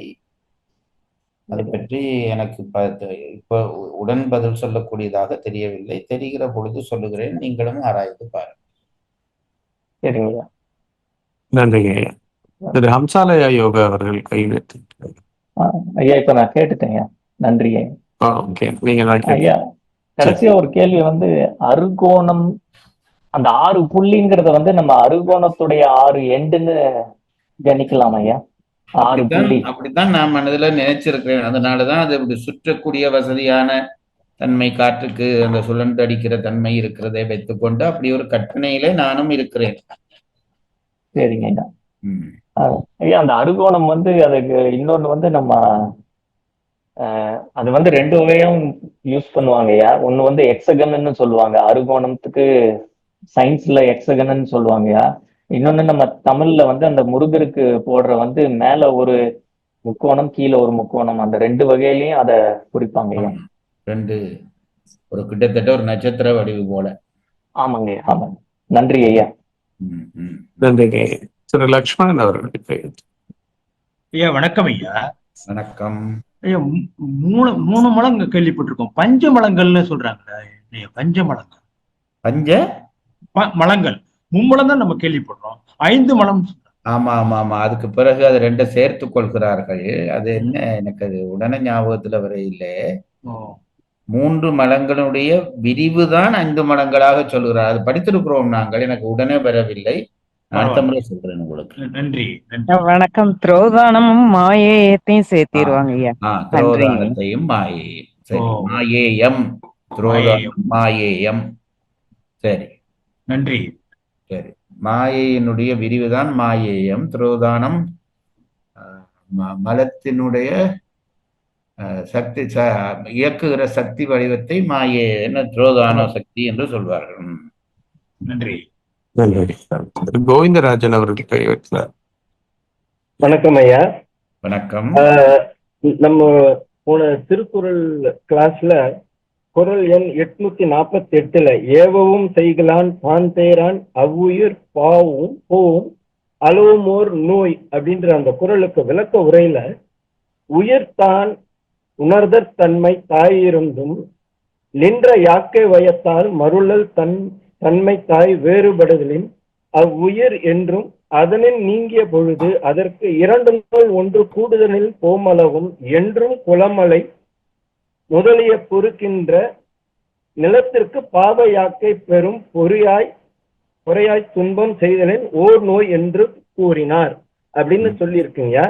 உயிர் தான் உணர்ந்த தன்மையாய் தாய் இருந்தும் அப்படின்னு அங்க தானை போட்டிருக்கிறதுனுடைய அர்த்தம் தான் எங்களுக்கு புரியலையா. ஏன்னா உயிர் அறிவிக்க அறிவது உயிர் அப்படின்னும் போது தான் உணர்ந்த தன்மை அப்படின்னும் போது அது எதிர்மறையா வருதுங்கய்யா. உங்களுடைய விளக்கம் கொஞ்சம் சொல்ல முடியுங்களா? அதுல ஒரு குழப்பமும் இல்லை. அறிவிக்க அறியும் பொருள் என்றால் எது அறிவிக்க அறியும்? புலன்கள் அறிவிக்க அறியும். இல்ல, அது இறைவன் அறிவிக்க அறியும் என்றதான் அதுக்கு அர்த்தம். நான் கேட்கிறது இந்த சித்தாந்த தொடர்பில்லாமல் ஒருவர் அறிவிக்க இன்னொருவர் அறிகிறார் என்றால் அறிகிறவருக்கும் அறிவிருந்தால் தானே அறிய முடியும். அப்போ உயிருக்கும் ஒரு அறிவு உண்டு, அதுக்கு சிற்றறிவு என்று பெயர். ஆகவே உயிருக்கு உடம்போடு சேருவதற்கு முதலே அறியுந்தன்மை உண்டு. நான் சொல்றது உங்களுக்கு புரியுது? ஆகவே உடம்பு சேருகிற பொழுதுதான் அந்த அறிவு மயங்குகிறது. உடம்பு மயங்குறபடியால் தான் அவன் ஏவவும் செய்கிறான் இல்லை, தானும் தேறுகிறான் இல்லை. உடம்பு நீங்குகிற பொழுது இந்த உடம்பாலே வருகிற மயக்கம் நீங்கி உயிருக்கு இருக்கிற ஒரு அறிவுத்தன்மை மிச்சமாக இருக்கும். ஆகவேதான் இந்த ரெண்டிலே அதுக்கு அப்ப ஏவுகிற தன்மை ஒருத்தரும் இருக்காது, ஆனா தான் தேறுகிற தன்மை இருக்கும். அதனால்தான் இந்த ரெண்டிலே ஒன்று வாய்க்கும் என்று சொல்லி இருக்கிறார். நன்றி. உயிரை அன்பில் வளர்த்து அருளாக்கும் இம்முயற்சியில் இணைந்து பங்கேற்றமைக்கு நன்றி. இறைப்பணியான இம்முயற்சியின் மற்ற பதிவுகளை கேட்க www.katka.co.in வலைதளம் அல்லது யூடியூபில் உயிர்நோக்கு என்ற இணைப்பிலும் காணலாம். நன்றி, வணக்கம், சிவார்ப்பணம்.